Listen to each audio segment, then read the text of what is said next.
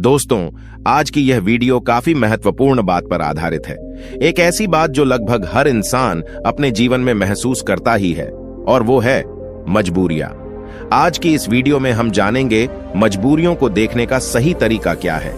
मजबूरियां जीवन का एक महत्वपूर्ण हिस्सा है और हमारे जीवन में अक्सर आती है।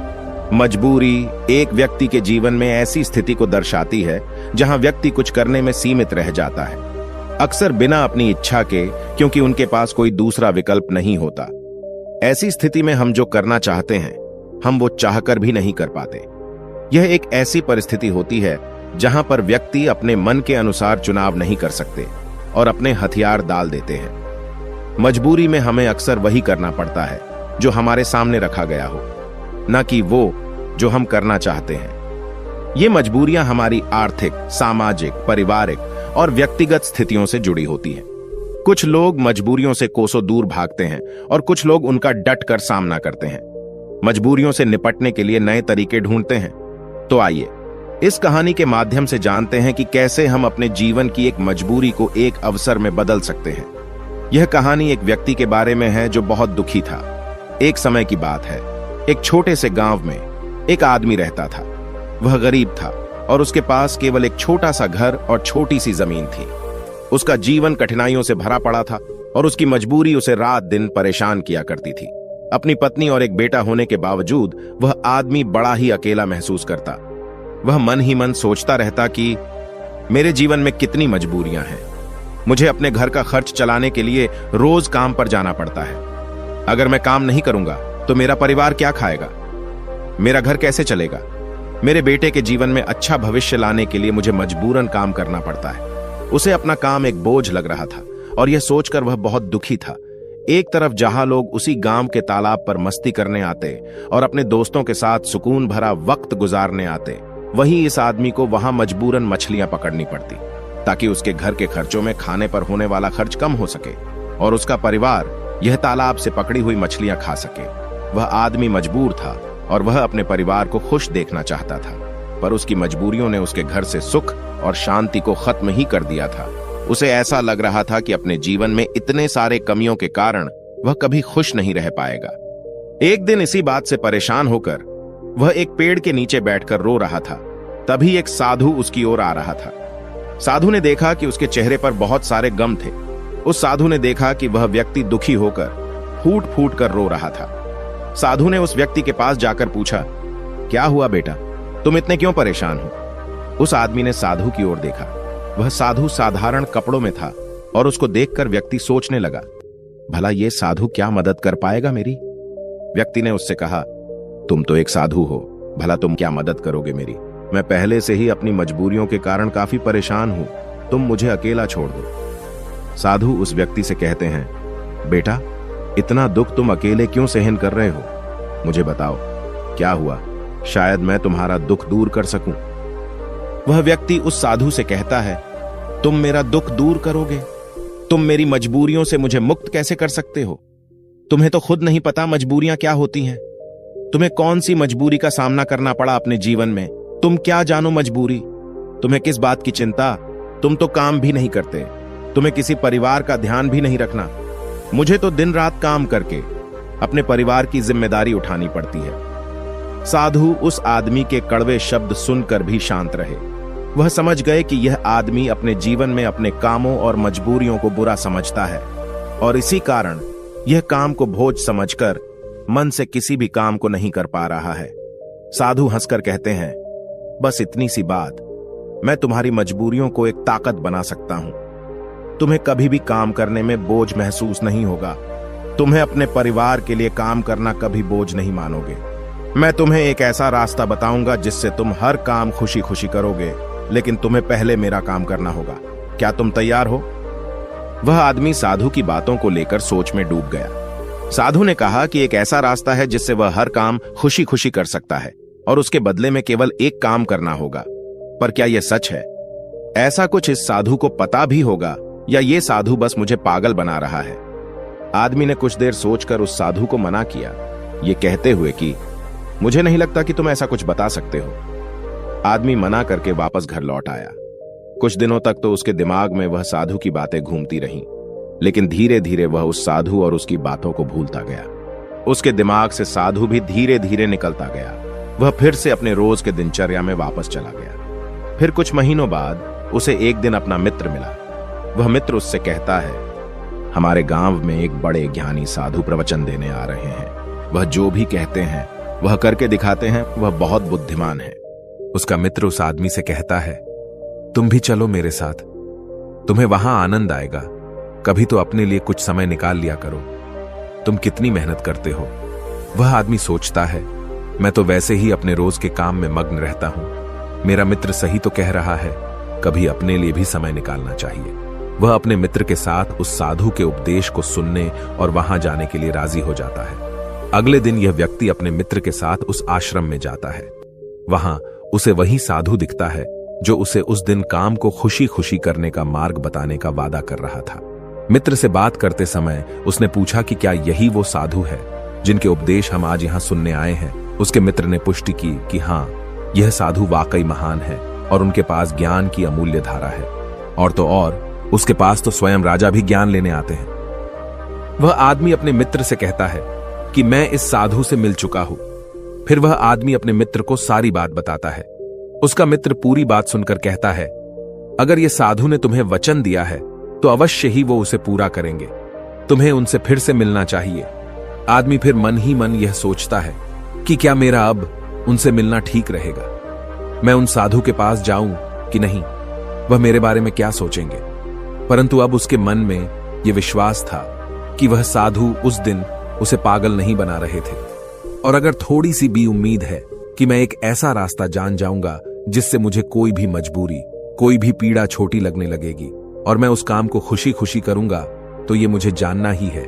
फिर भले ही मुझे उन साधु के सामने शर्मिंदा ही क्यों ना होना पड़े, चाहे कुछ भी हो, मैं इस मौके को अपने हाथ से जाने नहीं दूंगा। यही सोचकर वह आदमी उन साधु से मिलने का निश्चय करता है।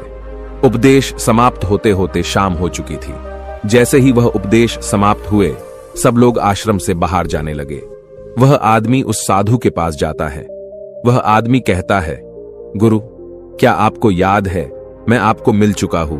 मुझे माफ करना, मैंने आपको उस दिन काफी भला बुरा कहा और मैं उस वजह से बहुत शर्मिंदा भी हूं। मुझे अब बहुत पछतावा हो रहा है, परंतु क्या आप मुझे वह मार्ग बता सकते हो जिससे मैं खुशी खुशी काम करूं? मैं आपका कोई भी काम करने के लिए तैयार हूं। साधु हंसते हुए कहते हैं, हां, मुझे याद है, तुम वही आदमी हो जो उस दिन दुखी हालात में मुझे मिला था। ठीक है, मैं अपना वादा पूरा कर दूंगा, लेकिन अब शाम हो चुकी है और मैं पूरे दिन उपदेश देकर थक गया हूं। तुम मुझे कल सुबह इसी आश्रम के बाहर मिलना। वह आदमी बहुत खुश होता है और कहता है, जी गुरुदेव, मैं कल सुबह आपसे मिलने आ जाऊंगा। सुबह होते ही वह आदमी उस आश्रम के बाहर उस साधु से मिलने जाता है। जब वह आदमी वहां पहुंचता है तो गुरु दरवाजे पर रुके होते हैं। वह व्यक्ति उन साधु के पास जाता है और कहता है, गुरुदेव, मैं तैयार हूं। साधु उस व्यक्ति से कहते हैं, बेटा, मुझे अपना वादा याद है जो मैंने तुमसे किया था, परंतु तुम्हें समझने के लिए मुझे तुमसे एक काम करवाना पड़ेगा। वह आदमी उस साधु से कहता है, जी गुरुदेव, मैं कुछ भी करने के लिए तैयार हूं। आपका काम क्या है जो मैं कर सकता हूं, मुझे बताइए। वह साधु उसे पास के तालाब के पास ले जाते हैं। वहां एक बड़ा सा पत्थर था जो पानी के बहाव को रोककर बैठा था। साधु उस व्यक्ति से कहते हैं, बेटा, क्या तुम्हें यह पत्थर दिख रहा है जो पानी के बहाव को रोककर बैठा हुआ है? व्यक्ति कहता है, जी। फिर साधु कहते हैं, तुम्हें इस पत्थर को यहां से हटाना है। जैसे ही तुम इस पत्थर को हटाओगे, तुम्हें तुम्हारे प्रश्नों के उत्तर मिल जाएंगे। व्यक्ति कहता है, लेकिन गुरुदेव, यह कैसे मुमकिन है? यह तो इतना बड़ा पत्थर है, मैं इसे कैसे हटाऊंगा? और फिर इस पत्थर को हटाने से मेरे जीवन की मजबूरियां कैसे हट जाएंगी? मुझे कुछ समझ नहीं आ रहा। साधु कहते हैं, तुमने कहा था कि तुम मेरा कोई भी काम कर दोगे। तुम्हें इस पत्थर को हटाना ही पड़ेगा, अन्यथा मैं तुम्हें तुम्हारे प्रश्नों का उत्तर कभी नहीं बताऊंगा। अब मैं अपने आश्रम जा रहा हूं। जब तुम यह काम कर दोगे, उसके बाद तुम मुझसे मिलने आना। इतना कहकर साधु अपने आश्रम की ओर बढ़ गए। उस आदमी ने सोचा, मुझे यह समझ नहीं आ रहा है कि गुरुदेव मुझे इस पत्थर को हटाने का काम क्यों दे रहे हैं, लेकिन जो कुछ भी हो, मेरे समस्याओं का हल तो मुझे चाहिए। मैं अपने जीवन से बहुत दुखी हूं और अगर मुझे इस पत्थर को हटाने से मुझे गुरुदेव उत्तर बता देंगे तो ठीक है। गुरुदेव अगर मुझे यह करने को कह रहे हैं तो इसमें जरूर कोई बात होगी। इतना सोचकर उस आदमी ने उस पत्थर को अपने हाथों से हटाने का प्रयास शुरू किया, लेकिन वह पत्थर इतना विशाल और भारी था कि वह थोड़ा भी नहीं हिला। कुछ देर बाद थक हार कर उसने अपने पीठ के बल पर लेकर फिर से प्रयास किया, उस पत्थर को हटाने की कोशिश की। उसने देखा कि वह पत्थर थोड़ा सा अपनी जगह से हिल गया, पर जैसे ही वह थोड़ा सा सीधा हुआ वह पत्थर फिर से अपनी जगह पर वापस आ गया। उस आदमी का आत्मविश्वास टूट गया। वह मन ही मन सोचता है कि यह कैसा काम दिया है मुझे इस साधु ने, यह पत्थर तो हिलने का नाम भी नहीं ले रहा। बाहर बहुत धूप थी और वह आदमी पसीने में भीग जाता है। वह आदमी बीच में ही रुक जाता है, पर फिर उसे उन साधु की शर्त याद आती है, जिसके मुताबिक अगर वह उनका काम नहीं करेगा तो उसे वह नहीं मिलेगा जो वह चाहता है। यह काम करना भी एक प्रकार की मजबूरी ही थी। काफी समय बीत जाने के बाद उस आदमी ने पास में ही एक पेड़ देखा और उसे उस पेड़ को देखते ही एक तरकीब सूझी। उसने सोचा, क्यों ना मैं एक लकड़ी के टुकड़े को पत्थर के नीचे फंसाकर उस लकड़ी पर अपना वजन रखूं। इससे मुझे कम जोर लगाना होगा और लकड़ी बड़ी और मजबूत होने के कारण उसका परिणाम ज्यादा होगा। वह आदमी तुरंत ही एक बड़ी और विशाल लकड़ी तोड़ने में लग जाता है। जैसे तैसे उस आदमी ने एक बड़ी लकड़ी उस पेड़ से निकाली, उसके सारे छोटे टहनियां और पत्ते को तोड़कर एक सीधी लकड़ी तैयार की जो वह इस्तेमाल कर सके। फिर उसने उस पत्थर के अगल बगल एक खड्डा खोदा जहां वो उस लकड़ी को डाल सके। उस आदमी ने लकड़ी का एक छोर उस पत्थर के नीचे फंसाया और फिर वह आदमी अपने हाथों में 2 बड़े पत्थर लेकर उस लकड़ी के दूसरे छोर पर बैठ गया और देखते ही देखते वह पत्थर अपनी जगह से हट गया और पानी का बहाव फिर से चालू हो गया। वह आदमी बहुत खुश हुआ, उसे आत्मविश्वास महसूस हुआ। वह दौड़ता हुआ उन साधु के पास गया और कहा, गुरुदेव मैंने कर दिखाया, मैंने उस पत्थर को हटा दिया और मैंने अपना वचन भी पूरा कर दिया। साधु पूरी बात उस आदमी से सुनने के बाद कहते हैं, तुमने अच्छा काम किया, मेहनत की, तुमने तरकीब भी निकाली और तुमने अपने दिमाग का भी इस्तेमाल किया, लेकिन मुझे एक बात बताओ, क्या तुम्हें लगा था कि तुम ये काम कर पाओगे? आदमी कहता है, नहीं गुरुदेव, मुझे नहीं लगा था कि मैं इतना बड़ा पत्थर हटा पाऊंगा। साधु पूछते हैं, क्या लगता है तुम्हें, तुम ये सब क्यों कर पाए? आदमी जवाब देता है, क्योंकि यही आपकी शर्त थी, अगर मैं नहीं करता तो मुझे अपना जवाब कभी नहीं मिलता। साधु कहते हैं, तो तुम यह कह रहे हो कि यह काम करना तुम्हारी एक मजबूरी थी? आदमी कहता है, हां, लेकिन आप वही वही क्यों पूछ रहे हो? इस पर साधु कहते हैं, मैं तुम्हें यही तो समझाना चाहता था। जिस तरह आज तुम्हारे सामने वह पत्थर हटाने की मजबूरी थी, इसी तरह तुम्हारे जीवन में भी तुम्हारे सामने कई मजबूरियां आएंगी। साधु आगे कहते हैं, मजबूरियां ही तुम्हें वह काम करवाती है जो तुम्हें नहीं लगता कि तुम वह कर सकते हो। तुम्हारी मजबूरियां तुम पर बोझ नहीं है, बल्कि मजबूरियों के कारण तुम जिंदा भी हो। तुम खुद सोचो, अगर तुम्हारे ऊपर मजबूरियां ना होती और काम करके अपने परिवार के लिए कमाई करने की कोई पाबंदी ना होती, तो क्या तुम अपने घर से बाहर भी निकलते? नहीं ना, तुम एक ही जगह बस आराम से बैठे रहते। लेकिन क्या ऐसा आराम करना ठीक है? क्या तुम्हारे शरीर में बीमारियां नहीं आ जाती? तुम अपनी मजबूरियों के कारण काम करते हो, जिससे तुम स्वस्थ और तंदुरुस्त रहते हो। जहां तुम पहुंचना चाहते हो, ये मजबूरियां ही तुम्हें वहां का रास्ता दिखा सकती है। वह हमें बताती है कि हमें क्या करना चाहिए उस लक्ष्य तक पहुंचने के लिए। तुम्हारी समस्या यह नहीं है कि तुम्हारे ऊपर मजबूरियां हैं, बल्कि तुम्हारी समस्या यह है कि तुम उन मजबूरियों को एक बोझ समझ रहे हो। हमारी मजबूरी हमारे लक्ष्यों को प्राप्त करने में हमारे लिए एक माध्यम बन सकती है और हमें नए दिशाओं में ले जा सकती है। जैसे कि तुमने लकड़ी का उपयोग किया ताकि उस पत्थर को हटा सको, ऐसा ही कुछ हमारे साथ जीवन में भी होता है। जब हमसे ऊंचे स्तर के लोग, जैसे कि हमारे बॉस या फिर माता पिता या फिर कोई गुरु, हमें कोई कठिन काम देते हैं तो हमें लगता है कि यह काम हमारे लिए बहुत मुश्किल है।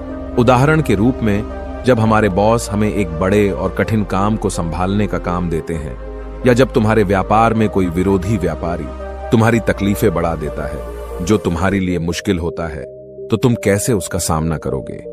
अक्सर हम नहीं चाहते कि ऐसी समस्याएं हमारे सामने आएं, लेकिन सच्चाई तो यह है कि वह हमारे सामने है और हमें हमारे लक्ष्यों को प्राप्त करने से रोक रही है। क्या लगता है आपको, ज्यादातर लोग इस स्थिति में क्या करते होंगे?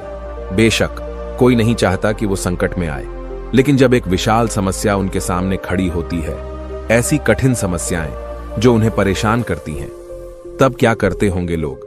जब भी हमारे जीवन में विशाल और भयानक समस्याएं आती है तो हकीकत में वह हमसे सवाल पूछती है, क्या तुम इस लक्ष्य के काबिल हो? क्या तुम इस परीक्षा का सामना कर सकते हो? आप क्या करोगे? क्या होगा आपका उत्तर इस प्रश्न पर? क्या होता है जब आपके सामने एक समस्या खड़ी हो जाती है जिसका समाधान आपके लिए मुश्किल होता है? क्या आप भाग जाएंगे? क्या आप अपने लक्ष्य को किस्मत के हाथों छोड़ देंगे? अगर हम इतिहास की ओर देखें तो हजारों लोगों ने इन सारे प्रश्नों का उत्तर ना में दिया। उन्होंने अपने हथियार डाल दिए, अपने लक्ष्य को छोड़ दिया, सिर्फ इसलिए क्योंकि उनके सामने एक बड़ी समस्या आ गई थी। ऐसा हम आज के युग में भी करते हैं। हम हार मान लेते हैं।